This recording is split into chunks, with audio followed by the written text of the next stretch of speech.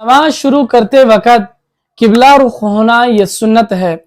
यानी जब आप नमाज पढ़ते हैं तो किबला रुख होकर किबले की सिमत खड़े होना ये सुन्नत है। इसी तरह अपने दोनों हाथों को तकबीर कहते हुए कानों तक ले जाना ये सुन्नत है। तो कोशिश किया करें कि नमाज से पहले इन बातों का ख्याल रखें, अच्छी तरह से किबले को देखें और फिर जब किबले की सिमत बराबर हो जाए तो तकबीर को यानी बहुत जल्दबाजी में ना करे कि अल्लाह अकबर, बल्कि आराम से अपने हाथों को उठाए कानों तक ले जाए और फिर तकबीर कहते हुए अल्लाह अकबर हाथों को बांध ले। ये सुन्नत अमल है।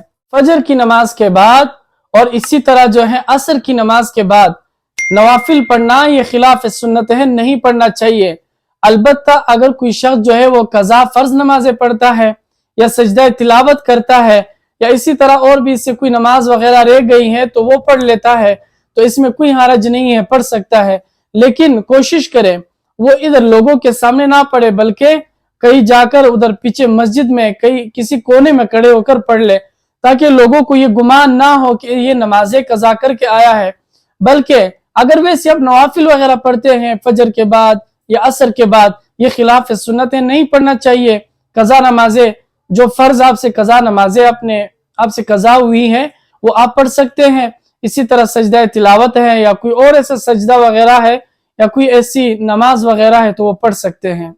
जो शख्स मगरिब की नमाज के बाद 6 रकात बिला जो है वो बात किए हुए वो मसलन जैसी सुन्नत से फारिग हुआ, 6 रकात उन्होंने नफल अदा कर लिए जिसे नमाज़े अवाबीन कहा जाता है, तो इस शख्स को 12 साल के अजर व सवाब मिलता है। यानी गोया ऐसा है कि 12 साल इस शख्स ने इबादत की है। तो इसीलिए अगर जिंदगी में कभी मौका मिले तो ये अवाबीन का एहतमाम करे, हफ्ते में हो, महीने में हो, साल में हो, एक दफा लाजमी करना चाहिए। सूरज तुलू होकर जब बुलंद हो जाए तो उस वक़्त में 2 रकात पढ़ना ये अजर व सवाब का बायस है, ये सुन्नत है जिसे हम इशराक की नमाज कहते हैं।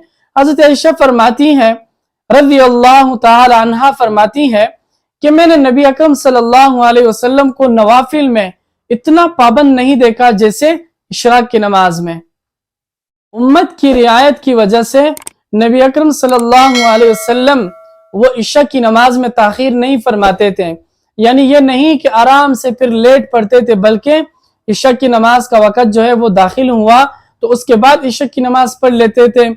और इसी तरह जो वितर की नमाज है वो सोने से पहले पढ़ना बेहतर है। यानी बहुत सारे लोग जो है वो इस तरह करते हैं कि वितर की जो नमाज है उसे छोड़ देते हैं, फिर तहज्जुद के वक़्त में पढ़ लेते हैं। लेकिन जिन लोगों को अपने ऊपर ये गुमान हो कि मैं नहीं उठ सकता, तो वो इशा की नमाज के मुत्तसिल बाद पढ़ ले, और अगर रह जाए तो सोने से पहले पढ़कर सो जाए। मगरिब की नमाज जो है वो जैसे ही सूरज गुरूब हो जाए तो अदा कर लेनी चाहिए। मसलन वक़्त दाखिल हुआ, सूरज गुरूब हुआ तो मगरिब का जो वक़्त है वो दाखिल हो जाता है, अजान दी जाए और मगरिब की नमाज पढ़ ले। और इसी तरह अगर मगरिब की नमाज जो है वो अंधेरे में नहीं पढ़ना चाहिए, बल्कि जैसी थोड़ी सी सफेदी हो तो अव्वल वक़्त में अदा फरमा लेते हो नबी अकरम सल्लल्लाहु अलैहि वसल्लम। आखिरी औकात में यानी जब बहुत ज्यादा अंधेरा हो जाता तो उसमें नहीं पढ़ते थे। असर की नमाज जो है वो अव्वल वक़्त में अदा करें। इसी तरह असर की नमाज अगर थोड़ी सी लेट हो जाए, यानी सूरज में थोड़ी सी जर्दी आ जाए, तब असर की नमाज आप अदा करते हैं तो ये सुन्नत है। लेकिन एक बात यह है कि इंसान जब असर की नमाज वो लेट करने की कोशिश करता है और हर वक़्त वो असर की नमाज लेट करके आखिरी वक़्त में पढ़ता है, तो याद रखें ये असर की नमाज को लेट करना, ताखीर इसमें करके आखिरी वक़्त में पढ़ना, ये मुनाफिक शख्स की अलामत है। देखें नमाजें जो है वो अपनी तरतीब से पढ़ना, अव्वल वक़्त में या आखिरी वक़्त में, उनकी अपनी एक तरतीब है जो कि बयान हो चुका है। लेकिन यहाँ एक ऐसा है जो ज़ोहर की नमाज है। अब ज़ोहर की नमाज जो है वो सर्दियों में पढ़ी जाती है अपने वक़्त पर, और गर्मियों में दिन जो है वो चूंकि बड़े होते हैं तो उन बड़े दिनों में गर्मी भी ज्यादा होती है, तो उसमें यह है कि अफजल ये है कि ज़ोहर की नमाज को थोड़ा सा लेट कर दिया जाए ताकि जो गर्मी की शिद्दत है उसमें कमी आ जाए, फिर जाके ज़ोहर की नमाज अदा कर दी जाए। और अगर मौसम सरमा है जैसे आजकल जो है وہ छोटे दिन है और सर्दी भी ज्यादा है, ठंड है, तो जैसी नमाज हो जाए फौरन नमाज अदा कर ले, और अगर गर्मी हो तो उसमें थोड़े से लेट कर दिया जाए। आप सल्लल्लाहु अलैहि वसल्लम ने फरमाया दो नमाजें जो है वो मुनाफिक पर बहुत भारी है, एक जो है फजर की नमाज और दूसरा वो इशा की नमाज। ये दो नमाजें मुनाफिकीन पर इतनी भारी होती हैं, वो इससे अपने आप को यानी उससे दूर भागने की कोशिश करते हैं ताकि वो ये नमाजें अदा ना करें। इसलिए अगर आप पर भी ये दो नमाजें बहुत भारी हैं और आपका दिल नहीं चाह रहा कि मैं मस्जिद जाऊं, इशा की नमाज अदा कर लूं या फजर अदा कर लूं, तो समझ जाना कि आप भी उन मुनाफिकीन में से ही हैं। देखिए नमाजें जो हैं उनकी फजीलत ये है कि नमाज जब वक़्त दाखिल हो जाए, अव्वल वक़्त में नमाज पढ़ने की बहुत बड़ी फजीलत है।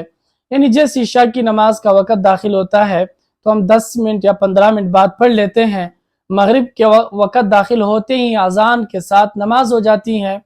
इसी तरह और भी असर की नमाज है या मगरिब की नमाज है या इशा की है, तो इनका ये हुक्म है।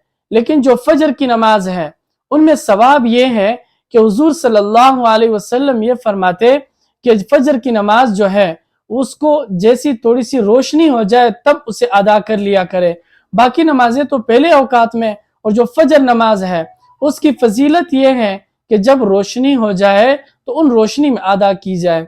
आखिर से नमाज पढ़ने वालों के लिए वैल यानी जहन्नम है, यानी जो लोग नमाज को ताखीर करते हैं, नमाज को आखिरी वक़्त में पढ़ते हैं, उनके लिए जहन्नम है, यानी उनका ठिकाना जहन्नम है।